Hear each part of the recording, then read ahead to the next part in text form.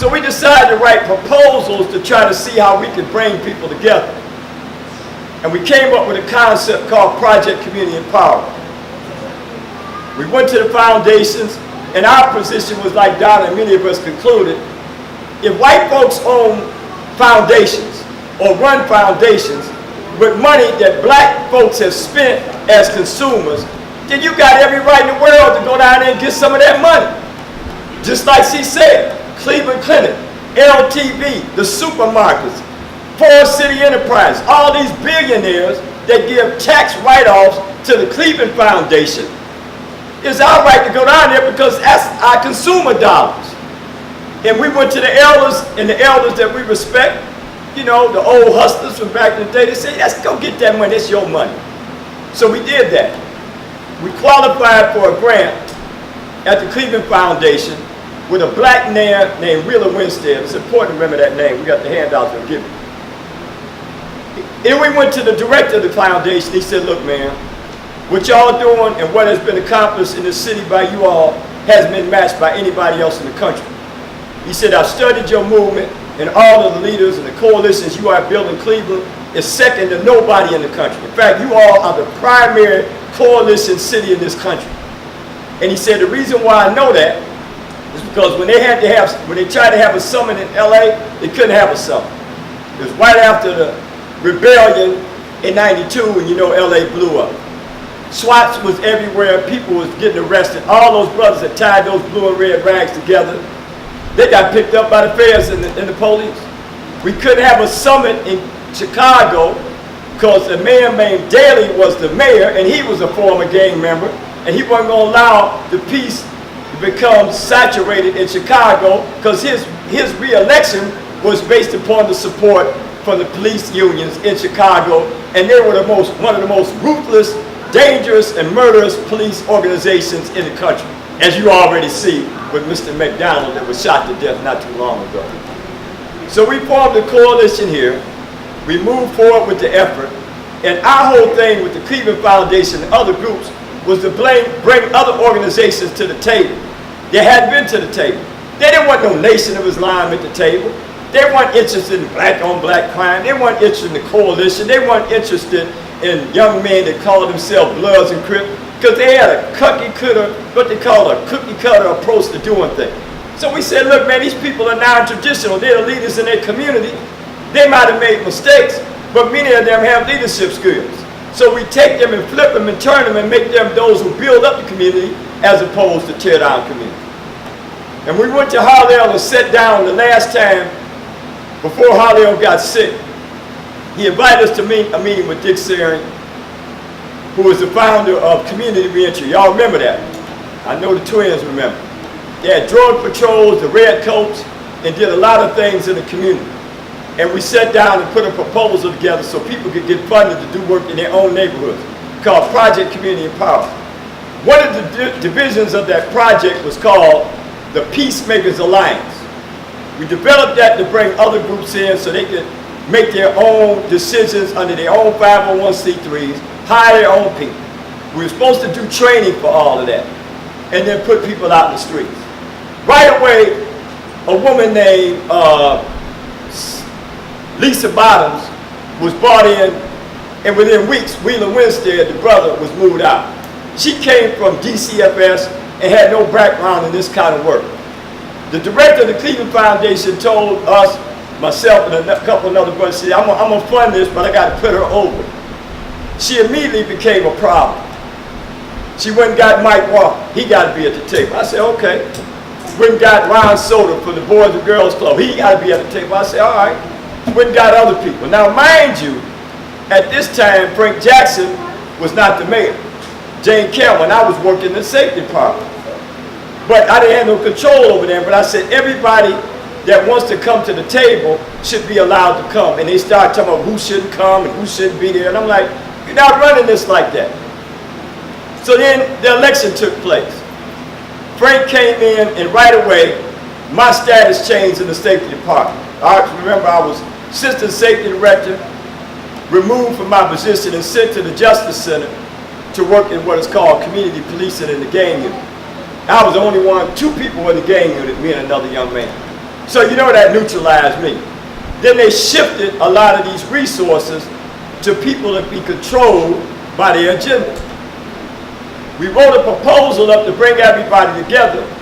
They gave the proposal to the city and used part of it with the Cleveland Foundation, and actually took my name and put me down as just a member. But I started it, we wrote the proposal, it is my name, and I still own the name Peacemakers Alliance. Here comes Reggie Rucker, and in this group, Box and all of them, with the gangster move. And we try to maintain our peaceful relationships because we know that people that come in and try to do gangsterous things, and they know they're dealing with people that don't play like that. If something happens to them, then they're going to blame you right away. So our thing was to always stay peaceful. But they were not peaceful. And I'm not going to go into Box's background because all you know is background. But to make a long story short, Reggie created friction within the coalition. He decided to call for a vote to try to suspend us from the coalition that we started. Unfortunately, Charles C. and some other people went along with it, but it was a split vote. A young man from the Boys and Girls Club who was fired by Ron Soder said, look, what are you charging Samad with? What are you trying to say he did? Well, they put out a press conference one day, and they should have had the mayor's name on it instead of Samad's, and his picture was in the paper. That's how petty they are. Then they went to, the now councilman, Blaine Griffith, and he was asked by his underlings, James Box and Reverend Grady Stevenson, who is now the community relations director for the city of Cleveland. Young man said, what are y'all charging Samad with? He said, it's not making no sense. And Reggie Rucker said, we're going to have a vote. Charles C. agreed. It was a tie vote. So we said, we'll reconvene. They had a meeting the next week. We were not made aware of it, and they voted us out. We hired an attorney. He said, well, be patient. Let's wait, see what happens. We got a 1-year suspension. No money now. Our proposal, our name. So I'm just letting y'all know the history of this stuff. And as you know, later on, some other people got involved. Reggie Rucker allegedly absconded with somewhere between $250,000 and $1 million. His best friend was James Box. James Box had just got convicted of attempted rape and kidnapping. He was let go by the city. He came to our coalition meeting and asked for his job back as a coordinator for the Peacemakers Alliance. He was told by the group, articulated by Reggie, no, we can't bring you back because this conviction you got is, you can't come back and work around women and children. Went through a contentious meeting, and later on he walked out the room and said, this ain't the last you're going to hear from me. 1 month later, Reggie Rucker was indicted for embezzlement. All right? In that same week, we got a subpoena from the FBI and the State Attorney General's office. I got a call from an FBI agent saying, we coming to see you. I said, for what? We know you got some of that money. I said, no, we didn't get none of that money. And I don't know what you're talking about. Talk to my attorney. I got a subpoena from both entities, and we had a complete audit by the Attorney General's office of the state of Ohio. Y'all follow this? Reggie Rucker got convicted and went to prison. We were told that they were going to shut down our program. Now, we saving lives now. Ain't no doubt about the work we're doing. We out there, a brother named Hank Davis working with us, former gang members. We're doing the work. The Cleveland Foundation called to me into a meeting and said, look, we're going to shut the program down. I said, shut the program down? Yeah, because the money. I said, we didn't have nothing to do with that money. Reggie Rucker named himself the president. Nobody gave him a vote. He just gangstered. I said, so you can't blame us for that. They said, well, we're going to shut it down for a year. Well, what's going to happen in Cleveland in a year's time when you got the heartless felons and all these young men shooting each other, mollied up, doped up, geeked up?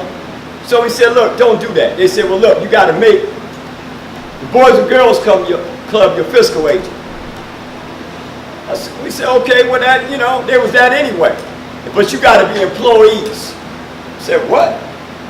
We started 501c3s so we could do something for our people based upon our own culture and our own understanding Take it or leave it. So we had to take it because we got mouths to feed.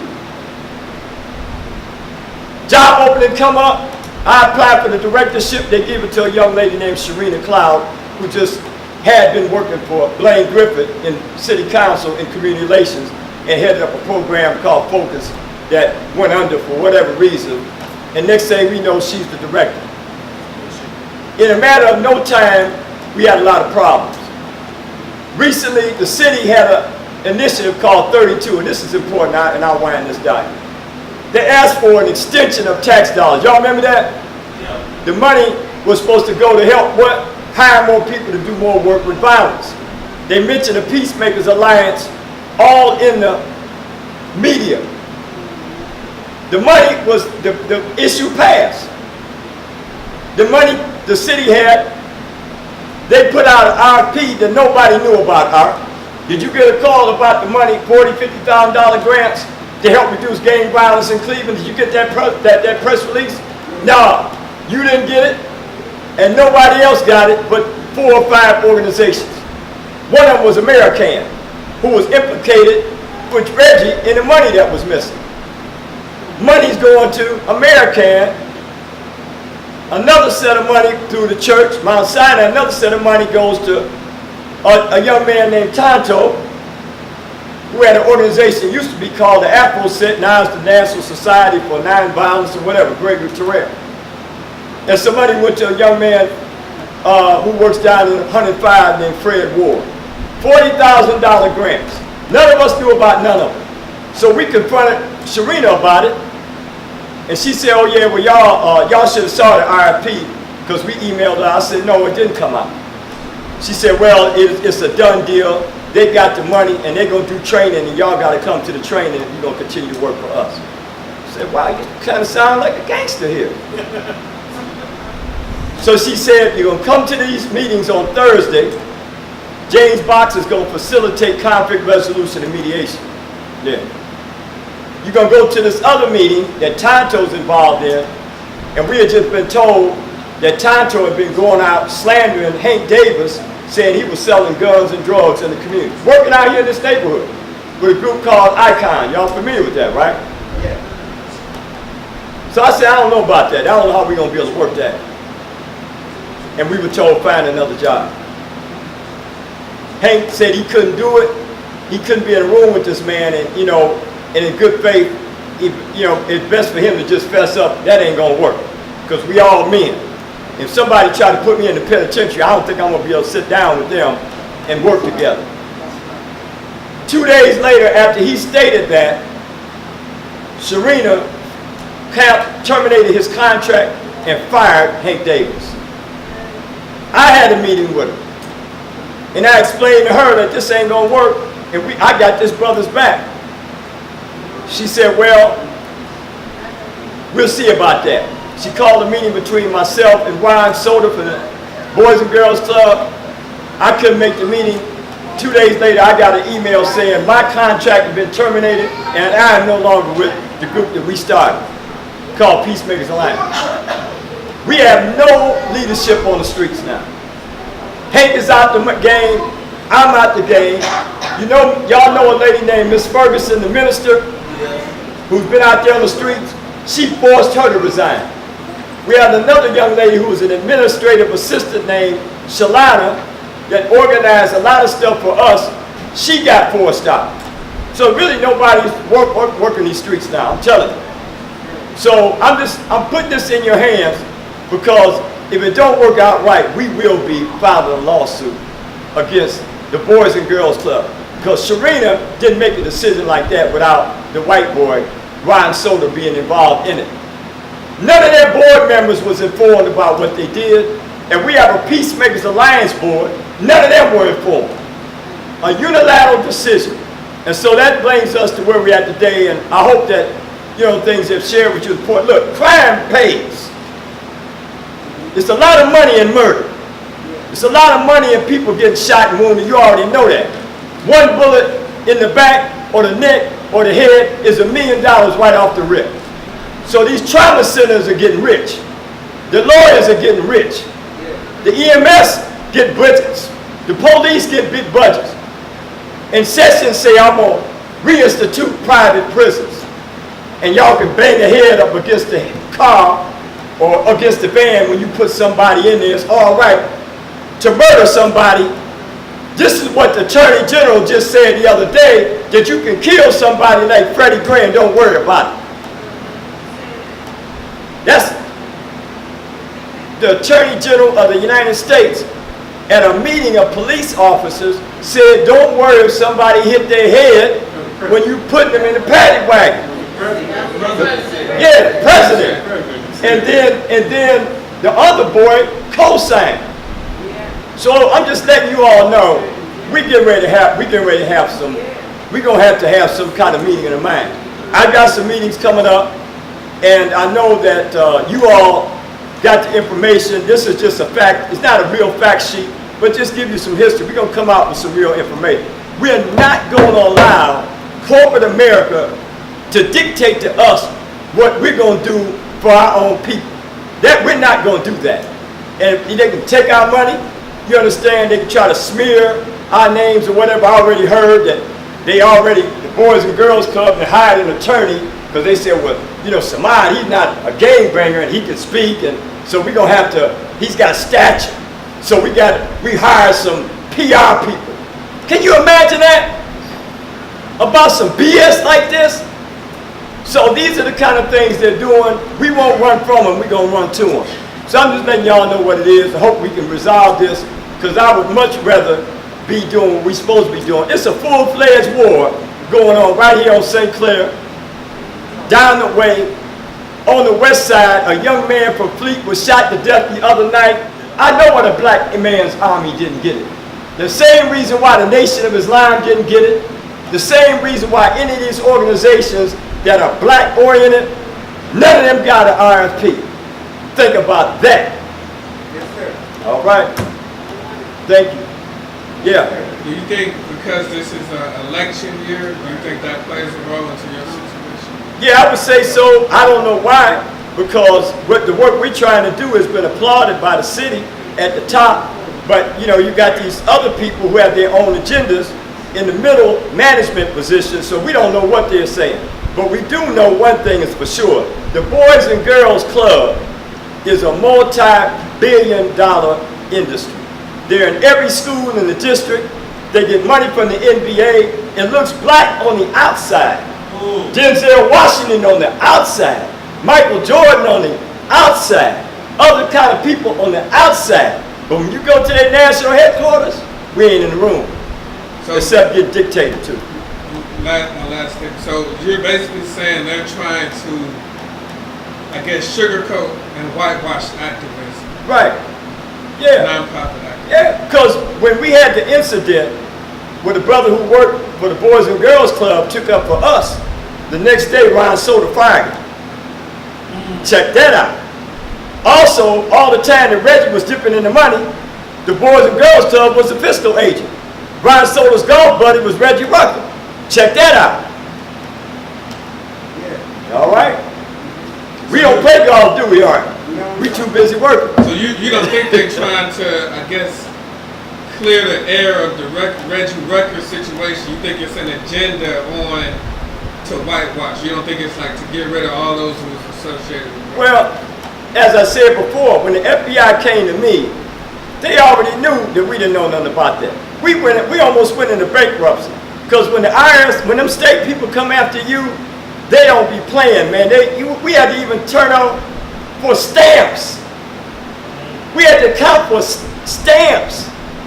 These cats were flying all over the place, going to Nevada, Reno and places, having these big meetings. Oh, we weren't invited to none of these meetings, even though we the ones do the work. So, you know, you're right on the money with that question. Follow the money. That's what they say. Follow the money. So again, you know, whatever you can do to help call some people, you know what I mean, downtown, you know, media, find out what's going on, and then, you know, let's put the fire up under. You know, we're not going to back away, and hopefully we can settle this mess, and we can do the work we got to do, because